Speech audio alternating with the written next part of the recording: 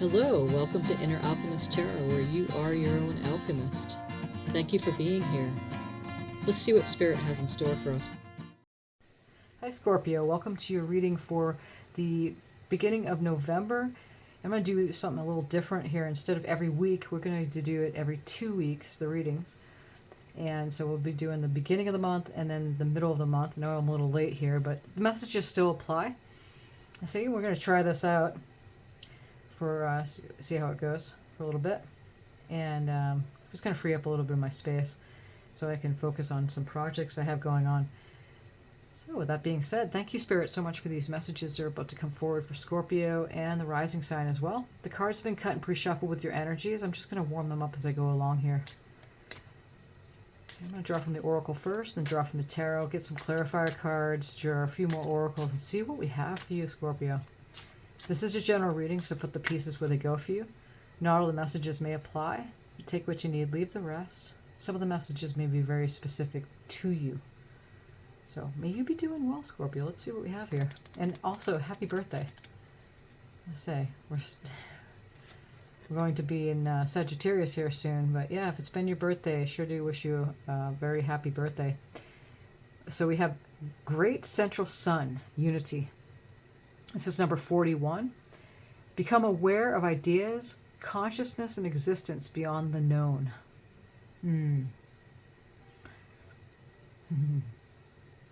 41 is good numbers for you. Any of the numbers that show up are good for you at this time. 4, 1, 4 and 1 is 5, and 41. So any of the combinations, the numbers. Beautiful card.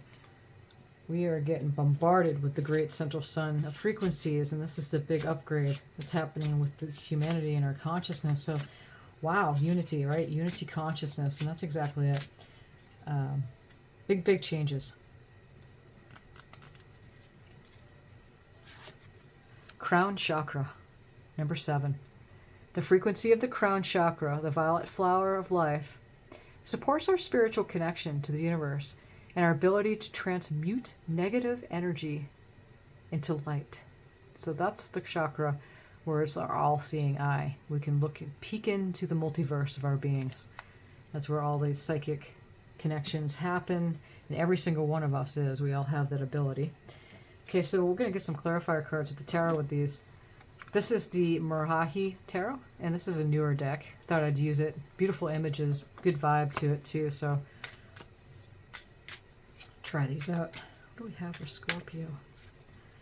Spirit.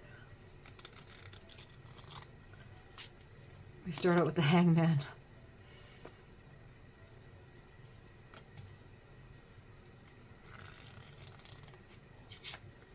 The Tower.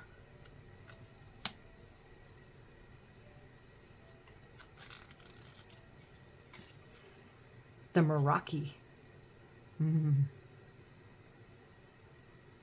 want to say that's the World card in translation. It's a beautiful card. The Meraki. This is the Meraki. It's weird how they have it in cursive, so I couldn't read it. And plus, the way the image is, the Muriel Tarot, but it's Meraki, I thought. Okay, on the bottom here we have the 7 of Wands. Let's see what these cards mean. Get some clarifier cards. This deck here is the RWS Panorama. So it's a lot like the traditional tarot, except it has the panorama vision images. So it gives you a little bit more detail than the original tarot has. I really love them so far. So let's see how they go here.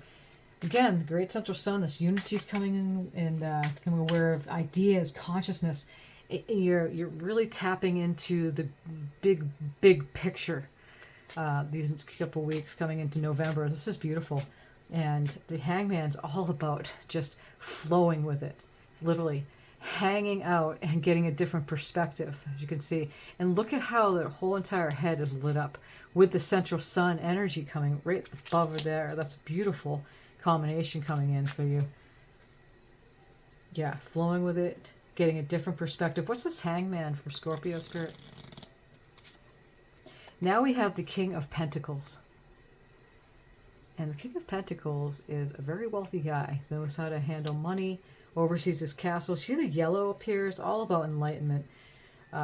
Really connected to spirit, because everything in the physical realm is come first as in the spirit realm first, and then it comes here as the secondary. It's a manifestation of spirit. So yes, the King of Pentacles is very much connected to that, and oversees his castle, very, very wealthy, and has money. It could be somebody coming in as King of Pentacles for you for the beginning of November into the mid-November.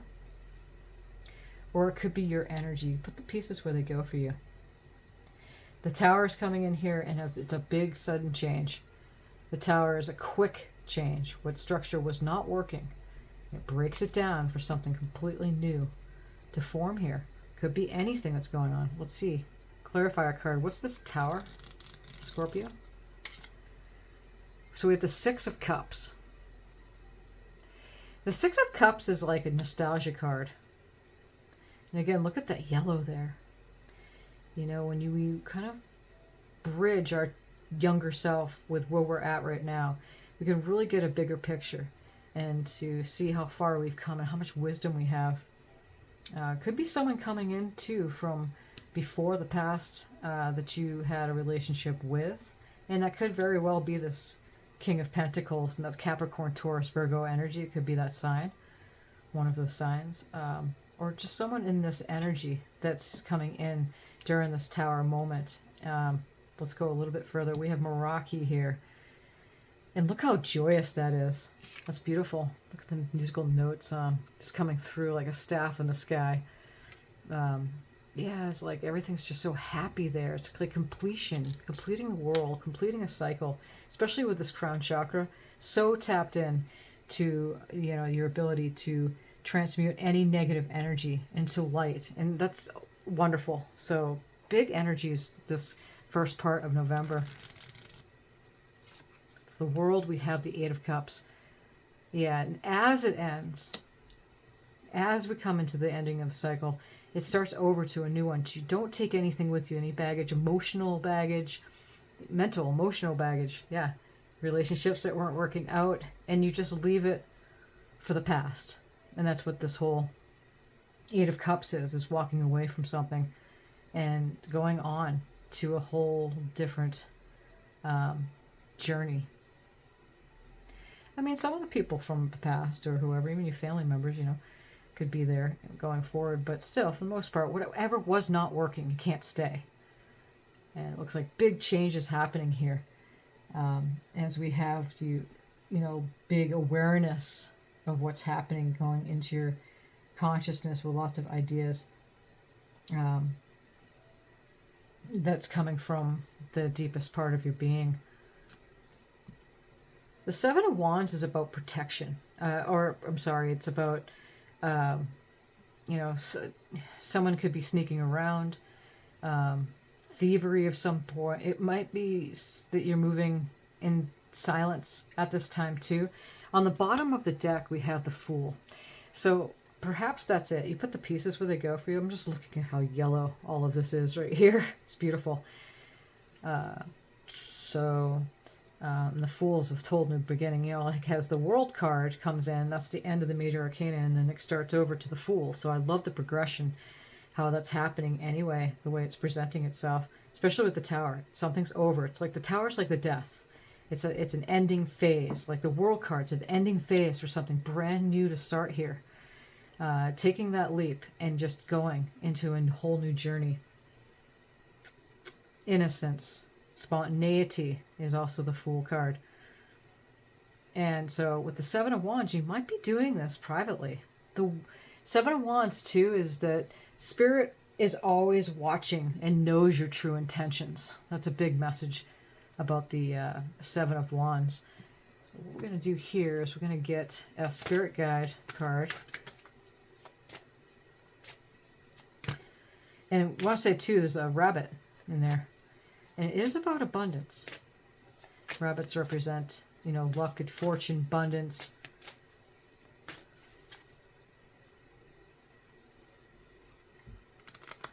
Spirit's always watching your true intentions, and your true intentions are good and innocent and true. You just keep going forward. Sea otter, happiness. Be the master of playful living. Release expectations and enjoy every day. Let worry go and instead choose love. Surrender to the waves. Your good destiny of love is sure. I love it. Wow. That's beautiful because, you know, right here, it's like surrender to the waves. And that's exactly it. Surrender to the waves and the central sun is giving you this, you know, part of November. Choose happiness. What a beautiful card. And that's really what it's all about. You know, that's true success. I mean, if you ask anybody, it doesn't matter how much money you have. I mean, money helps. Yeah, sure. Of course it does. That's what most problems are with people, is about money. What they don't understand, they think they're going to be happier when they get it. But to actually just go in free-falling and surrendering to that happiness, surrendering to that knowing beyond, you know, what people really focus on. Something else happening at a deeper level. And that's where your focus is going for this part of November. You know, don't worry. Well, you know, if you have any doubt, it's like being fearful is being out of alignment.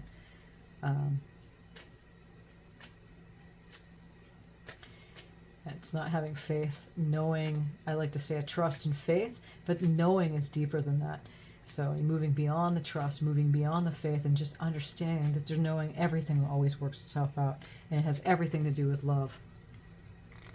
Let's see what else we have for you.